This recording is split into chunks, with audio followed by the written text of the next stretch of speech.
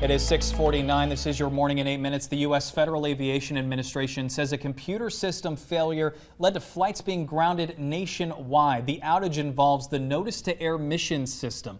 The FAA says operations across the national airspace system are affected, and they'll provide frequent updates as we make progress. But right now, flights simply can't take off. We checked with McGee Tyson. Right now, they're starting to see some delays pop up. Be sure to check your flight before you head to the airport. We've got a crew headed there right now to bring you all the latest. Well, right now, the TBI is looking for a missing woman out of Claiborne County. A silver alert's now issued for 36-year-old Christine Hahn. She was last seen in the area of Bug Hole Road in Cumberland Gap. Officials are worried because she does have a medical condition that may hurt her ability to return home safely on her own. If you see her, call police.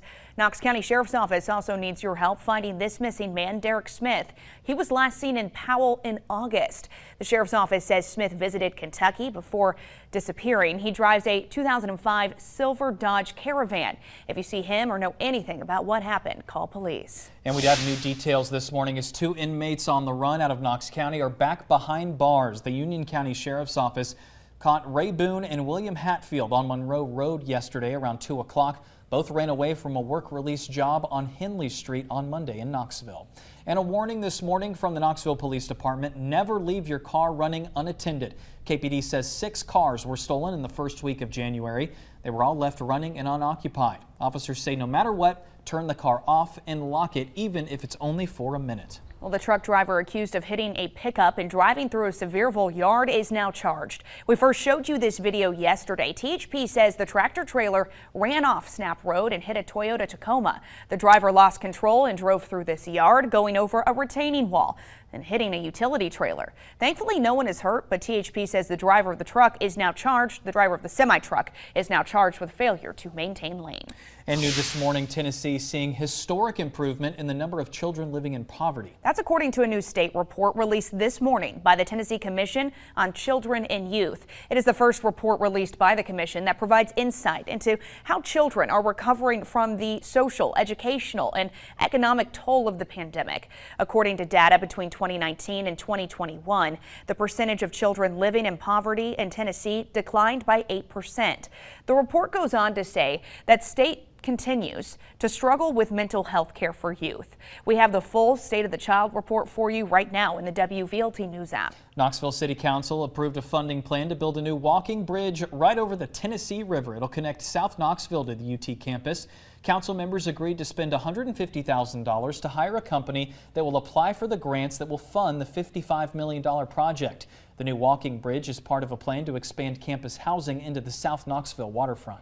We're continuing to follow a developing story this morning. President Joe Biden is now responding for the first time since classified documents were found in one of his former offices in D.C. The Department of Justice opening an investigation, and now House Republicans say they'll investigate as well. Biden confirmed his personal lawyers found the documents, and he praised them for swiftly handing the papers over to the National Archives. He says he doesn't know what's in them. Roughly 10 documents were found before the 2022 midterm elections. They had various levels of classification markings, including highly classified. The House Oversight Committee is now investigating, asking the White House for all documents retrieved and a list of who had access to the office.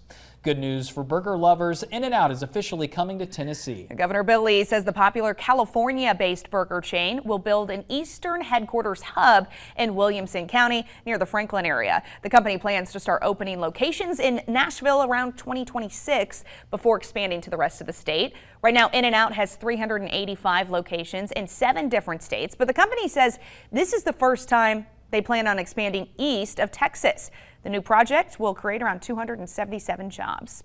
Meanwhile, the United States Postal Service is looking to fill 150 jobs here in Knoxville. The agency says they need to hire carriers at their Weisgarber Road location. They're hosting 2 in-person job fairs, one on January 20th and the other on the 24th. We have all the information for you right now in the WVLT News app. And the Mega Millions jackpot keeps rising this morning. Nobody won last night's $1.1 billion drawing. Now it sits at $1.3 billion. The next drawing for the grand prize is Friday night at 11. Remember, the odds of winning 1 in 303 million. And there's another chance at millions. The Powerball jackpot is tonight. It's sitting around $360 million with a cash option of $188 million. A winning ticket for the Match 5 drawing was sold at a store on Maynardville Pike over the weekend. Another person won $50,000 at a Circle K in Athens. WVLT is proud to be your official station of the Vols. Tennessee remains perfect in SEC play, beating Vanderbilt last night 77-68. The Vols have now won 11 consecutive games against Vandy, matching the longest win streak in series history. Next up, the Vols welcome the Kentucky Wildcats to Thompson Bowling Arena this Saturday afternoon at noon. VFL Chris Lofton's jersey will be retired at halftime. And speaking of VFLs, more honors for Hall of Fame quarterback Peyton Manning. Tonight, he'll be formally presented with the 2023 NCAA Silver Anniversary Award. The award recognizes athletes on the 25th anniversary of the conclusion of their college careers. Tonight's ceremony starts at 6:30. You can watch it on the NCAA YouTube page. We'll have a link for you inside the WVLT News app. It's 6:55. Let's get a look at your first alert traffic with Whitney.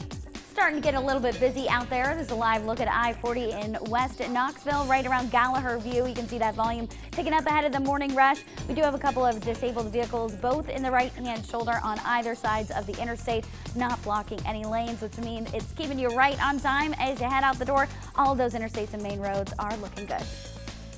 Your first alert forecast with Chief Meteorologist Heather Haley. 6:55 now with that rain on the way for tomorrow. Remember, just some stray rain today, spotty tomorrow morning, and then that main line moves in, and that's what brings in quickly about a half an inch to an inch of rain. Most of this really is right there in that midday time frame tomorrow. And then the rain showers wind down and really switch gears over to these snow showers. Again, by Friday morning, we'll start seeing some of the snow. By the end of Friday, here's how much we can have. Mountains are big winner because it'll start snowing, it'll keep on snowing, but it's going to be that hit or miss, light to moderate snow showers, especially on the plateau at the Tennessee-Kentucky line, and then of course a little bit better in the mountains of Harlan County. But you can see at best a few flurries to some light snow showers in the valley to northeast Tennessee. So a lot of change over the next couple days. Today we're on the milder side. It's 37 Knoxville, 31 Sneedville, but then 46 Crossville.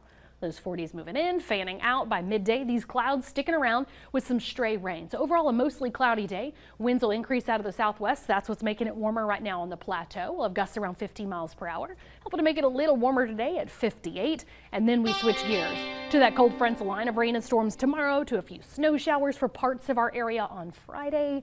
So there's a lot that we're tracking for you here. I've got a full coverage for you coming up on the CW. All right, Heather, thanks. And remember, the FAA dealing with computer issues this morning. So far, 5 flights out of McGee-Tyson Airport are delayed this morning. Washington, Miami, Houston, Charlotte, and Chicago. We've got crews on the way to the airport. We've got more coming up on the CW Knoxville.